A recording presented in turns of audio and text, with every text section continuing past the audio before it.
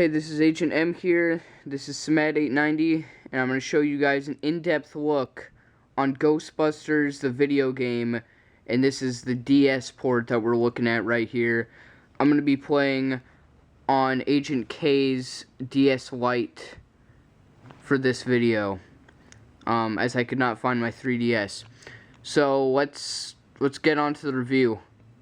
Well, you're immediately greeted with the classic Ghostbusters Firehouse music that, to the extent of my knowledge, plays in every single game. I'm gonna shut off that music actually because it pretty much just loops the whole entire time you're in the firehouse, which is I'll admit a bit annoying. So let's take a look around the firehouse. That's gonna be the first chunk of this video. But for right now, I'm going to get to the four Ghostbuster characters, Peter Venkman, Egon Spengler, Winston Zeddemore, and Ray Stantz. So, unlike the Wii port and the PS3 and Xbox 360 ports, or even the PS2 one, you actually get to play as the Ghostbusters themselves. In the other versions of this game, you play as a new rookie, but here you can play as, there's Peter up here, there's Egon, here's Winston, and here's Ray. Now, the weird thing about these characters is that, as far as I know, there's not really much that distinguishes them as far as attributes go, really. However, you do earn skill points up here if you use that character a lot. So my favorite character from the movie was Ray. I already beat this game, so there's Peter, I use him, there's Ray, there's Egon, and there's Winston. Then there's all my money that I've earned doing missions. There's my reputation, and yeah, there's all that stuff, but I'm not sure what the skill points actually do. They don't really do much. And so each character has their own reticle. Venkman has a yellow one, Egon has a blue one, Winston has a purple one, and Ray has a green one. So all of these characters, like, they sort of start off at different points, and this is actually movie accurate. Peter starts off in near his office area, and in Peter's office area, you can actually check a lot of things. First of all, you can manage your equipment. So this is the equipment that each Ghostbuster uses on their missions. So you can gear them appropriately. I actually want to be movie accurate, so I give Ray the ecto goggles, and I give Egon the PKE meter, and I give I think that's the index meter, and I always see Peter carrying that to the side, and this is the Gaia meter, but Winston never used it. I don't know, I just give it to Winston. But yeah, this is the office, and this aside from equipping the Ghostbusters, there's skill advancement. So this could be, this is actually probably where your abilities come through. But the thing is, they don't actually shine through on the gameplay at all. I guess something like engineering, efficiency, nerves of steel, like, how brave you are and everything. But, then there's this kind of stuff. Supporting role, a blue-collar work ethic. It's very, and then comic relief, those are special, but they don't really, do much. They don't count for much. Rescue hero, the aggravation, and technical genius. So I guess it does shine through, but you don't see that much of it. It's very odd. And here's the reputation stats. So this is just, I don't know. I don't really pay too much attention to this screen because this is all I ever see. I don't know what, I guess I have a good reputation I have no idea what that screen is supposed to be. Financial information.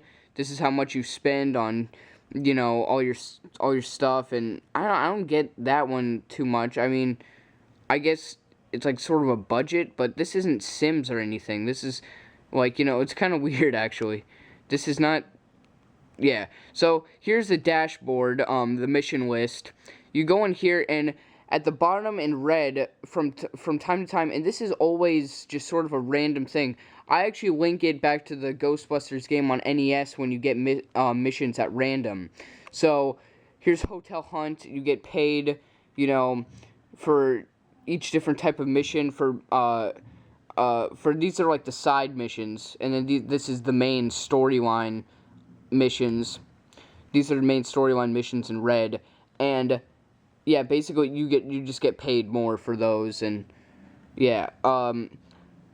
So that's pretty much Peter. Then you can go to the game menu, and of course this is where your save button is, and if you want to quit the game. Alright, now let's get on to Winston. Now Winston, he's in the engineering area. Here's the thing.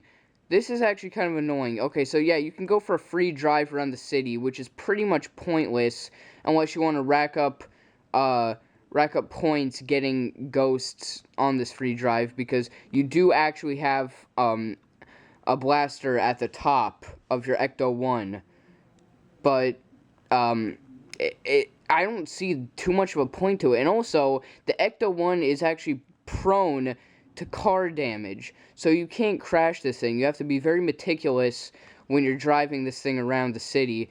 And the trunk is actually very useful because you can actually store and house extra items that you think you might need. So this is actually very, very, very good feature that they have in the trunk. Just backup, you know. Then here's the repair. And you actually do have to spend money to repair the Ecto-1. I don't care because, you know, I have a ton of money, so why not? Doesn't matter. Now it's all repaired. See? Before it was all bashed up. And that's pretty much where Winston is. I'm just going to go through, you know, where they are. Let's go to Egon. Egon does the research. As far as research goes, it's basically unlocking new weapons and gadgets, but also upgrading them. So there's a proton tech, and there's, you know, there's more things, and there's like blueprints, and so as far as proton tech go, I've unlocked, you know, everything there. Then slime tech, I have everything there. You know, it's all into different categories.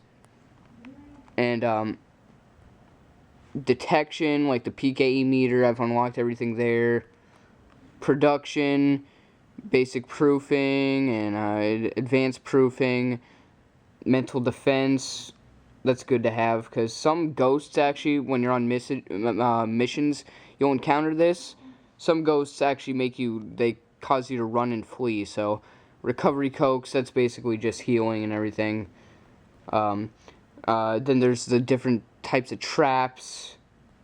Some, you know, some better than others. Some more efficient at catching ghosts. And here's stuff for the Ecto-1.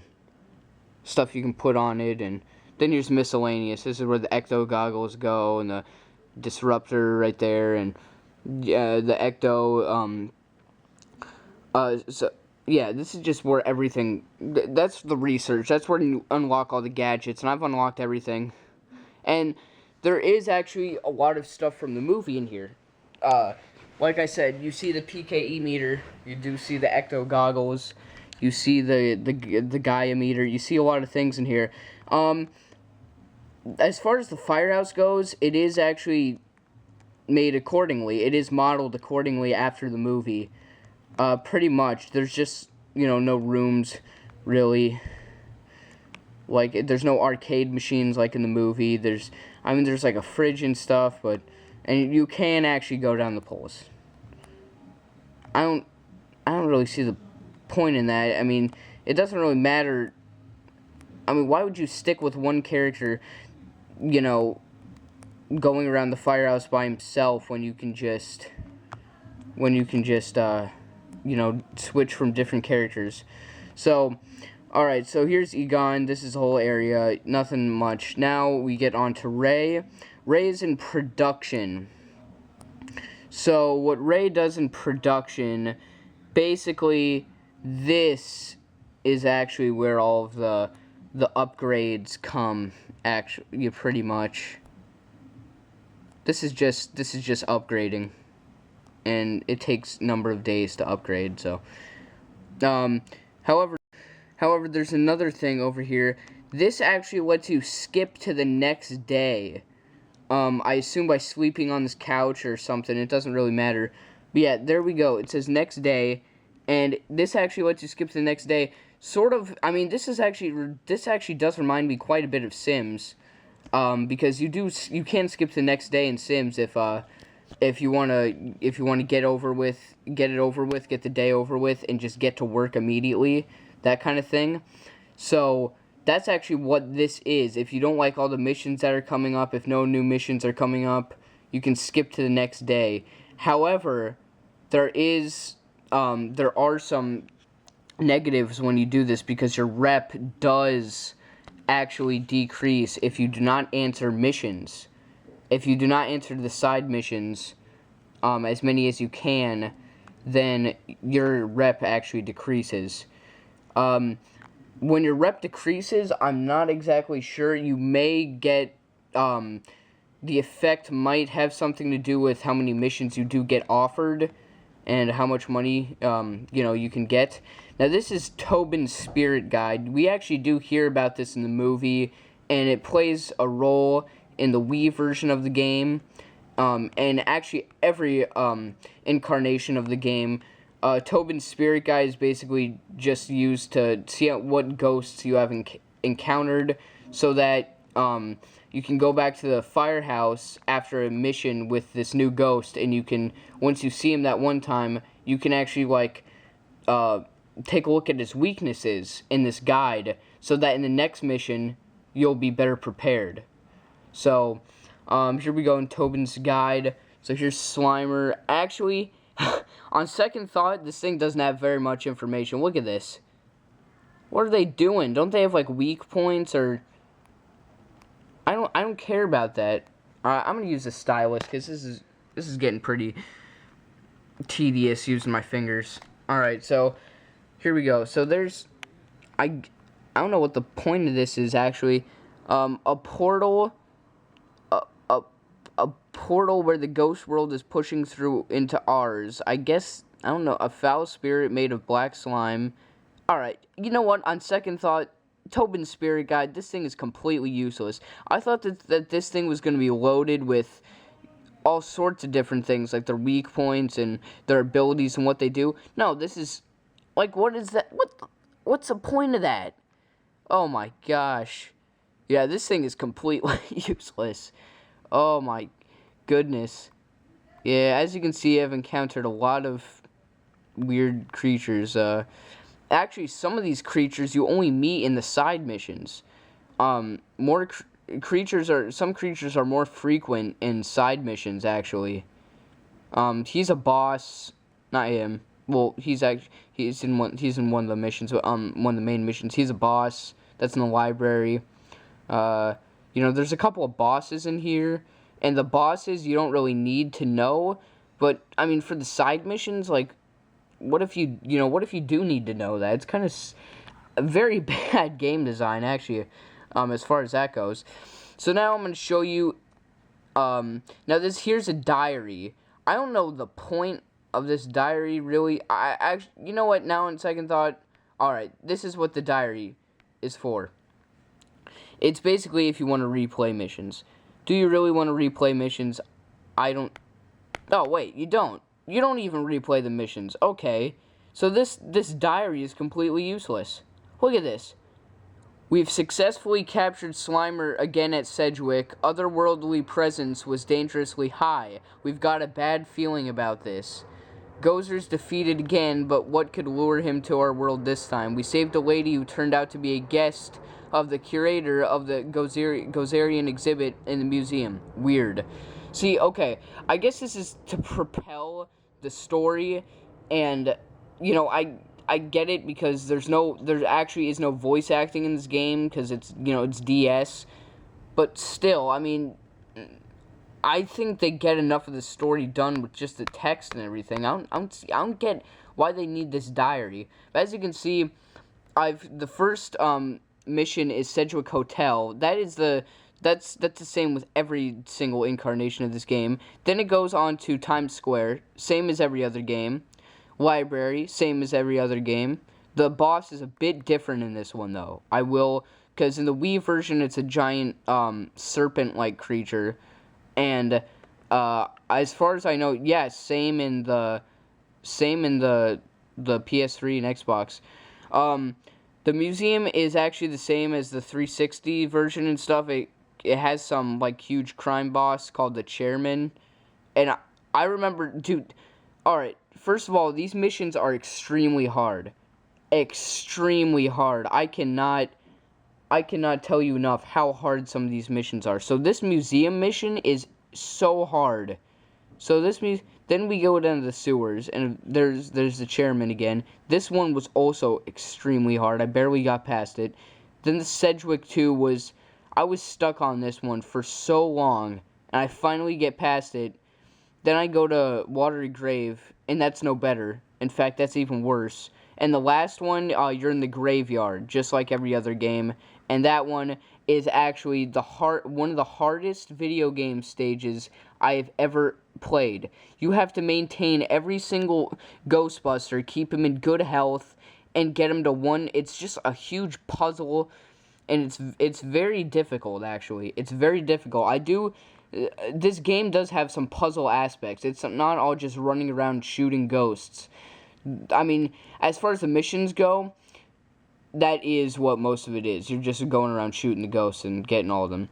And also on missions, you can actually abort missions, but then again, that will decrease your rep. And also on missions, you have to try and find artifacts. If you get artifacts, you actually get money. So, it's good to find artifacts too. So now I'm going to take you on a playthrough of one of the side missions. I'm not going to do one of the main missions because, I mean, I'll just leave that to you when you guys play the game, alright? But I'm just giving you a tour of the firehouse sort of thing. I'll look at the graphics, I'll look at the characters themselves. As far as character designs, very cartoonish. This is definitely, Nintendo shining through because they had the same exact style. These caricatures of the 4 Ghostbusters. That's basically what these characters are. They're just caricatures of the 4 men. All right, so let's get on to a side mission. All right, so let's get on to the gameplay. So now I will go on and I will complete a side mission. So I'm going to choose this one, Hotel Hunt, the only one available. Now another thing is this clock sort of, see this right up here? This icon? This lets you know how long you have, approximately how long you have to get to this mission. This shows that it's actually a pretty close mission because it doesn't give me that much time to get there. If it was something like 3 clocks, that meant that would mean I would have to, go pretty far out, and I would have to, actually go on like a sort of a trek for this mission. So, all right, we're choosing Hotel Hunt. All right, my do not disturb sign on. Okay, yeah, these are also quite amusing. As, I guess you could say. My do not disturb sign on the door hasn't stopped ghosts from interrupting my sleep all night. Please come remove these illiterate annoyances so that I can get some sleep. Okay. See, this is very, very amusing. Get it? Because I can't read do not disturb. Yeah, it's pretty funny. I know. So, yeah, and now if you click on this, question mark, look, when you accept a mission, the Ecto-1 instantly departs from the firehouse. Make sure your team is well equipped before doing so. So, as soon as you press the check, you're automatically on the streets. And this is actually not good for me because I probably forgot the controls for this game, so. Oh, gosh. Oh, okay, I see.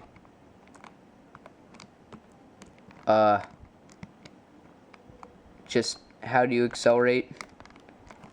Oh, this is not good. Oh, wish I knew that before. And guess what? Just like that, your mission has failed, the time has expired, and you have to go back to the firehouse. That's right. That's all it takes. That's literally all it takes. Look, enemies defeated, daily balance 0. And look at my rep. Look at my reputation now. It used to be 100, now it's 85. Are you serious? Like, that's something not good about this game. Wait, Gift to the Darkness, what's this? I accidentally flushed a Sumerian artifact down the toilet. Excuse me, ladies and gentlemen. It is a figurine of goddess of darkness and gloom. Please help me recover it. Okay, so what the hell were you doing with that? With that freaking that thing in the first place? That figurine. What are you doing? You know, you should probably keep it down the sewers. You know, why do I have to break my back going down there for you? Alright, so here we go. So we go find the mission.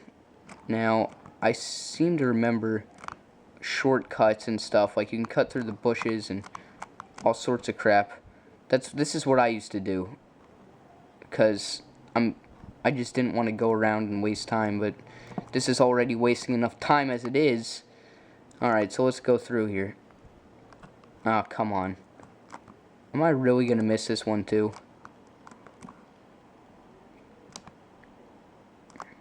Oh, could I go this way? Please let me go this way. Look at this. Yeah, this is just a waste of my time. What am I doing? Oh ho ho. And the driving controls, let me tell you something, are not very good. Alright? Not very good at all. Not very good driving controls, not very good anything. I mean, my goodness. And on top of this, you also have to look out for other cars. Yes, there are other cars. Alright, here we go. I got here. Finally. It's about time. So it's, oh my sweet mother of Jesus. Holy crap. Did you just see that? So, let's see. This is the sewer entrance, portal below. I'm gonna go with Egon. Because, you know, tribute to Harold Ramis. He's dead now. So let's go. Oh my gosh. Oh my, look at that. We're already fainting and stuff. Now look, now we're shooting. And there we go. You gotta get rid of the portals, because the portals are basically the origin of all these creatures. As soon as you get rid of the portals, the sooner you're done with this level. You also pick up slime. Oh my. Wait, someone's possessed. Oh, it's Ray. Of course. How do I switch? Alright. Switch the slime blower. If ever. Where's Ray? Oh, there you are. Then you gotta get rid of the ghost and... See, this is... I don't know. To me, this game is... very... Oh my gosh, look at all these possessors. When I was little, I actually used to like to prolong these missions for as much as possible, because I don't know. How do you throw the trap? Oh, screw this. Getting out of here. Alright, so there's some more slime. Go collect that.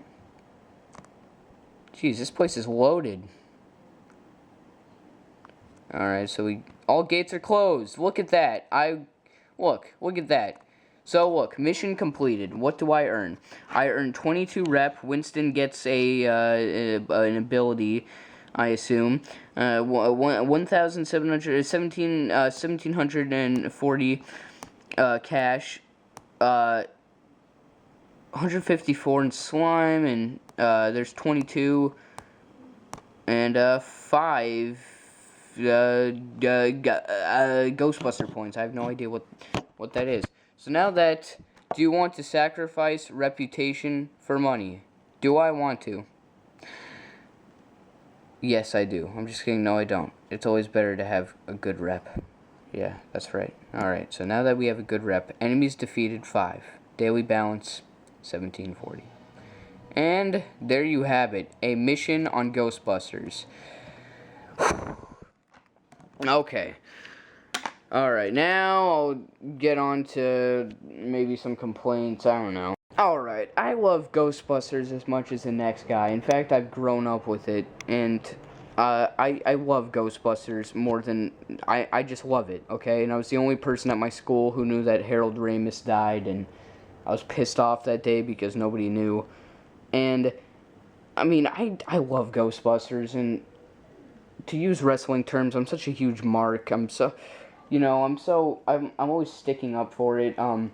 However, I am very disappointed, though, and I've actually stopped sticking up for it because of the new movie coming out.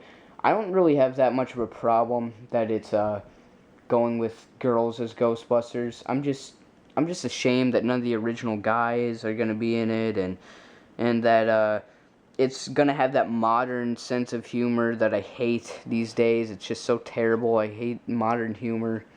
It's freaking horrible. So, I really love this old school, and that's a good thing about this game. You get to play as the characters. When you actually do missions, the characters are very accurately portrayed. I mean, they're written. Actually, funny thing is that Harold Ramis and Dan Aykroyd wrote these games too, so and they still know their characters. They still hit the nail right in the head. You know what I'm saying? Know what I'm saying? Yeah. So, I mean, but this game, it was a lot better when I was younger, and also I can tell I've gotten worse at video games as I get older because, I could never ever beat those stages ever again, and some of those you saw how terrible I was at those missions and stuff, and yeah, but I mean, Ghostbusters, it's such a, I mean, I just love it so much, and I have a soft spot for it, so that's probably why I don't lay into this game. Actually, this video game has a distinction of being the first ever DS game I've ever purchased, and this is actually the original copy. You're looking at it right now, the first DS game I ever got. With my red DS Lite. Yeah, so I don't know. Out of a 10, I'd give this game a 7 just because of nostalgia. Otherwise, I'd give it I'd deduct a whole point. I'd dock a whole point. No, actually more. I'd give it like a 5.5.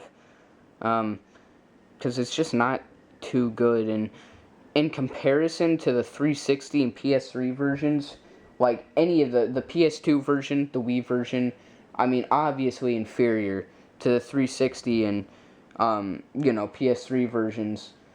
So,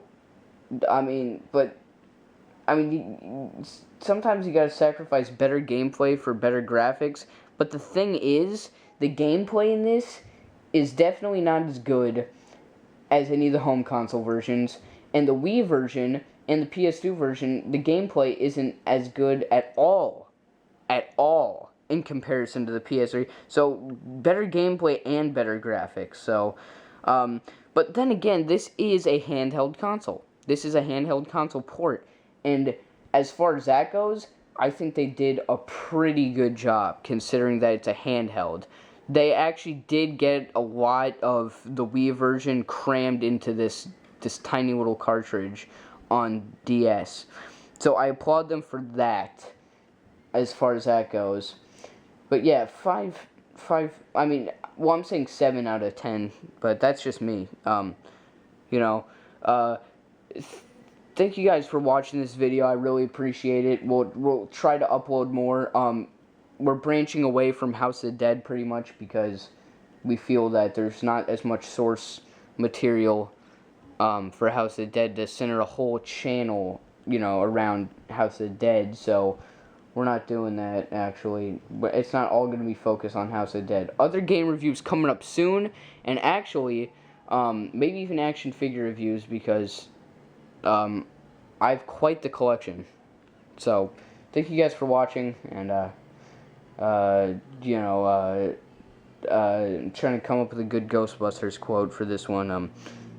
Now that you're done watching this review, it's Miller time. Yeah. Alright. See it.